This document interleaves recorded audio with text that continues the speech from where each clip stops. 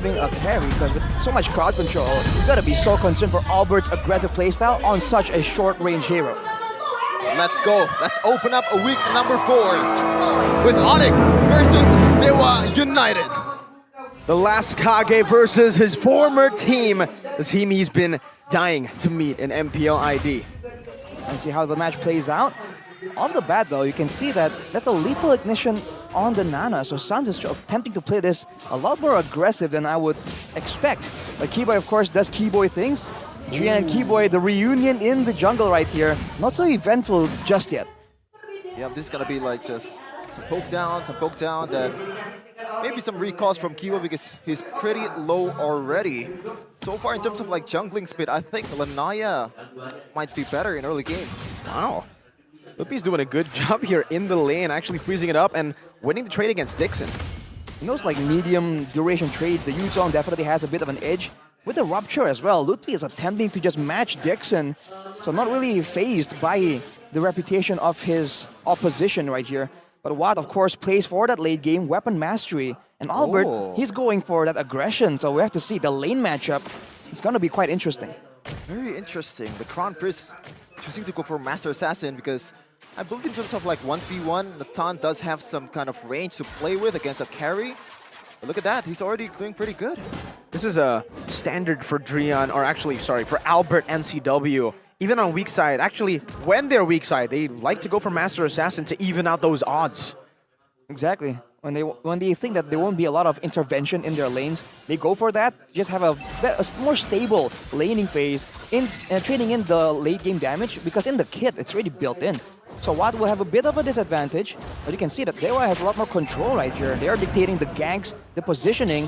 First turtle fight, I would say favors Dewa, but Onic there are ways for Onic to really make this happen for them. Yep. The bottom lane, those Sans already very low. Yeah, Eternal Guard and the Curse Blast too, taking Sans super low.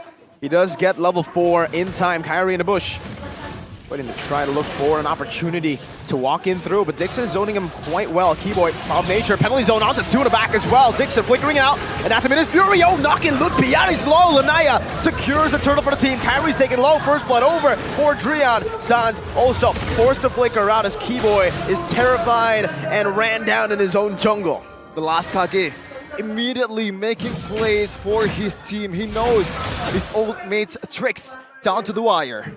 That's just the power of the Minotaur and why it's been so popular in those fights, especially with the neutral objective in play. It's almost that there's no... for Dewa United, but when you look at the gold leader, Rashi, it's really not much. So far, Onic has been doing some of these micros in terms of like clearing the lanes or like last hitting way better than Dewa United, presumably.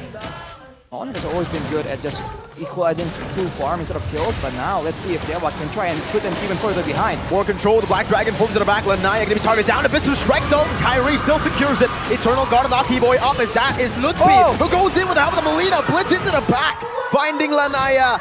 Dixon as well. And now Dewa will be forced back. The symphony of CCs, how they layer that is quite perfect from the Sky Kings. This is how they usually play, and they're looking to bounce back after their 2 losing streaks in the last week. I think Lutpi just did a lot in that fight, man. He was doing a lot of damage, and I believe he landed an amazing Petrify onto 2 members of Dewa United that really just ruined their plans for how that fight was supposed to play out. Look at the items. He has a Hunter Strike, of course, all that damage, knowing he's not going to be targeted, but Sans trying to play aggressive, knowing that he has a passive. This, allows him to be this risky with his positioning. And look at that, Albert and Keyboy trying to do something here. Keyboy is going to be caught. How Spotty just walks out of there though, and Naya popped in that Abyssal Strike.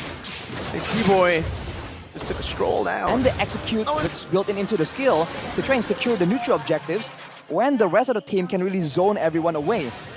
That seems to be what the idea is, at least. So when it comes to synergy, once again, not so much, but Dewa United, they're well known to play just around Watt and then, do other stuff that can give him some value. But that's some damage coming in from Sans. Yeah, I don't think Watt is also gonna build some kind of magic defense item, or at least maybe a Athena shield if he's very careful. But so far, Onic has been playing the macro game quite well, getting 1 turret in the top lane. Still very solid on that department. Another turtle fight Kyrie already roaming around the area. 2 levels ahead of Lanaya. Black Dragon formed by Lutpi into the back right now, but Lanaya still fights with the help of the Abyssal Strike. Minions Fury onto Kyrie, locking him down, and Lutpi still decides to go in. Gets melted and shredded down by Drian, of all people. And that's a win for Dewa. For sure, a win. 2-0-1 for the last Kage. Really good KDA so far in the first 7 minutes of the game. And they cut off some of the gold leads on towards 400. Really good sign for Dewa United to get this W. I mean, Dewa, that was all keys, man. The fact that he was able to use all his spells out towards Kyrie before Kyrie was ready for it. So the Daytona's Welcome wasn't used. Technically, it kind of forced him on a weird timing to use the Daytona's Welcome early or to take the burst initially, and then when they layer the card control over it, that's just almost a guaranteed play for Dewa because of all the utility available to them. So when it comes to a 5v5 in a small area, especially with the Natan doing AoE damage kind of compared to the carry, I feel like Onic needs to be very, very careful how they approach these fights. Especially Kyrie, right? Because I believe Kyrie kind of mistimed his Daytona's Welcome in Ooh, that. that's only a genius one on the Nana, by the way. So that's some Nana gameplay for you. Especially if you get that magic defense shred from that Molina, it's going to be lethal, even from the frontliners of Dewa United. It is beefy, but against Nada, I think you got to be a bit more careful, especially with the CCs as well. It's going to be very difficult for Dewa United to evade all of that from Sans. Look at the player gold by UBS Gold right here. Watt and Albert still on top, but Lutfi actually is the third member around. He's been pushing a lot more. We'll see if we can find Watt in these fights. Watt so far away from this fight, Lanaya. Brought back by the Missiles, penalty zone onto the back with a Minions Fury as well, but the knockup comes through. And it's Haze, of all people, who finds the Lord. Watt with the entropy now, trying to look for a fight, but Dewa decide to disengage. They've gone the Lord. Sans with a bit of poke back onto Dewa. 2 for 1. And the Lord for Dewa. They're looking to siege down in the mid lane. Transform Drian. Still looking to zone Onic away, and they have done it. Drian, once again, Arashi, once again with the plays. And so far, he has been one of the core members of Dewa United in terms of like securing the objectives because that is his job. And he did it quite beautifully. Wave clear mainly is just Sans on the Nana. Yeah, but they're gonna take care of this Lord quite quickly. With that burst, with the speedy light wheel from Albert, and you can see the gold swing right away. Already plus towards Dewa United. Now to Onic, but it looks like they want to go for more in the top lane. They don't want to just go for more, they will take it. Kyrie is getting shredded by Watt. Like he's nothing. The penetration built up by Watt already is able to shred a Barat with full stacks. Oh man, so the Dyro is pretty much, you know, just enabling some of the magic damage that they have. Doesn't really care about physical damage at all. Meanwhile, Keep on going for these sieges, even with no minions. They have Watt and the entropy of Natan.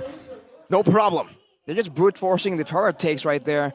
And for Onic, now it's difficult. They have no real mobility to really move backwards, especially Kyrie on the Barats. That's why usually we see it paired with a Mathilda to try and supplement the survivability and the movement that the Barat really lacks. So now if Dewa just use one ultimate, maybe just the Eternal Guard, and then follow it up with some damage coming in from Watt, Kyrie is just forced to stay there and take some damage.